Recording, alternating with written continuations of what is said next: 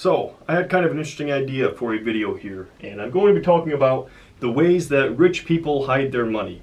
And I know there's a lot of people out there who think that the system is just set up so that the rich get richer and the poor stay poor.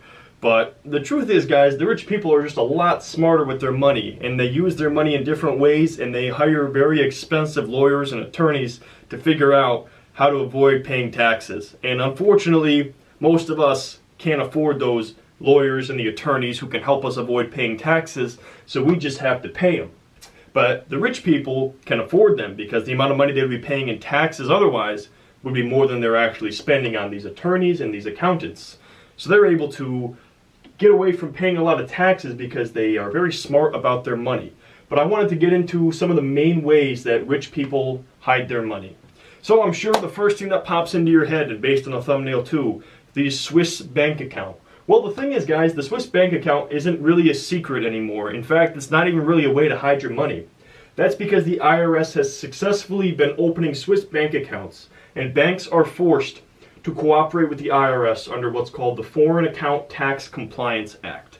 So the days of stuffing your money into a Swiss bank account and having nobody know it's there, well, those days have come and gone, and that's probably for the better.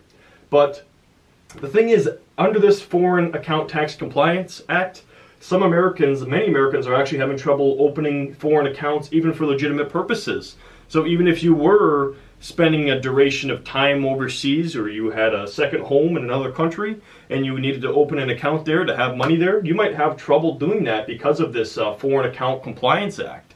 So these people who abuse the system made it more difficult now for everybody else. So if you're somebody who's trying to open an account in a foreign country and you're having trouble, you can probably thank these rich people who were stuffing money in Swiss bank accounts for years, thinking they were never going to get caught with that. But basically, guys, under the Foreign Account Tax Compliance Act, it basically requires all foreign banks to report to the IRS on their American customers.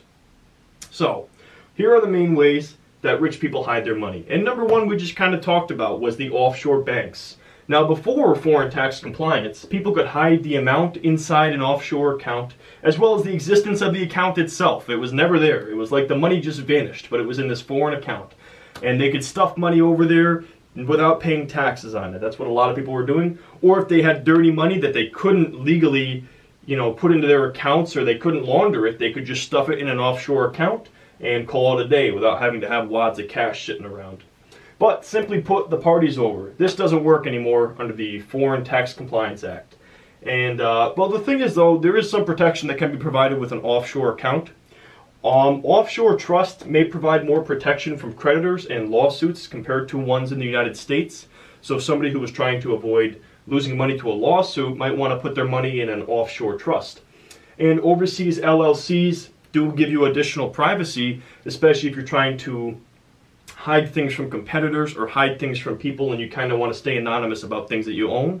You could have those in an offshore LLC. That's mostly done for privacy, though, not for getting away from paying taxes, because LLCs are required, we talked about that right here, LLCs are required to file with the IRS annually. So that's not a way to avoid paying taxes, but it is a way to hide your money. Number two, this is very common. It's called shell companies. So people use a shell company, mostly it's an LLC, to buy property or investments. And when you do this, the name of the company shows up on the tax documents as the owner. So your name is not associated with that investment. This is a privacy measure, which basically a lot of people do it to eliminate solicitations. When your name's all over investment properties and public information like that, you're going to get a lot of mailings and you're going to get a lot of phone calls from people trying to get you to invest in other stuff. So a lot of people have an LLC just for that layer of privacy, so they're not directly associated with the ownership of that property or that investment. But like we said, that's not a tax avoidance because LLCs are required to file with the IRS each year. It's just for that additional layer of privacy to kind of hide that you're even associated with that asset. Number three is trusts. Now, trusts can be used to cut down on taxes, and that is because income from property or investments held in a trust goes to the beneficiaries free of estate or gift taxes. So that's a way to avoid paying those two taxes right there. The other thing with trusts is they're a way to kind of keep your money under the radar when you pass away, and that is because funds are automatically passed to your heirs after your death. There's no settlement as far as figuring out who gets what, and basically you're lining out what exactly you have to divvy up. So when you have a trust set up, your money gets distributed to your heirs and it stays under the radar. So if somebody's trying to hide money from the family or something like that, a lot of people set up trusts. So when they pass away, it just automatically gets distributed.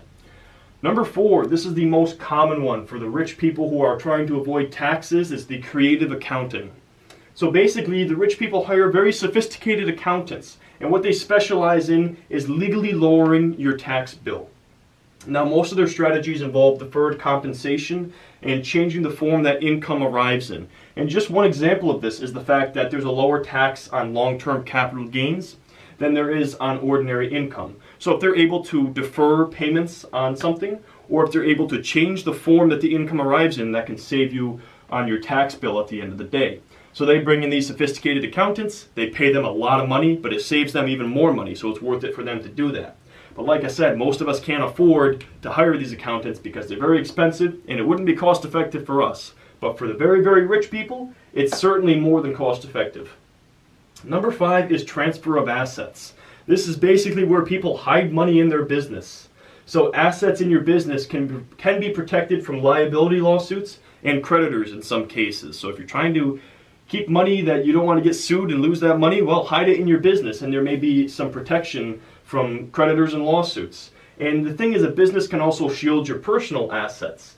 And that is because your business can declare bankruptcy without affecting your personal assets if it is set up properly. So your business can go bankrupt and you wouldn't have any problem with that. Your personal assets would be unaffected if it's structured properly. I don't know how that's all set up. That's what lawyers are for. That's why we pay people to figure this stuff out for us, because I'm certainly not smart enough to figure that out. There's people who have spent a lot of time at it. I'm sure they know how to do it.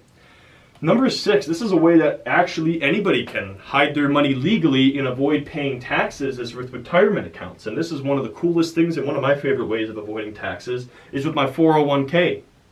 So one of the best ways to lower taxable income is a 401k retirement account.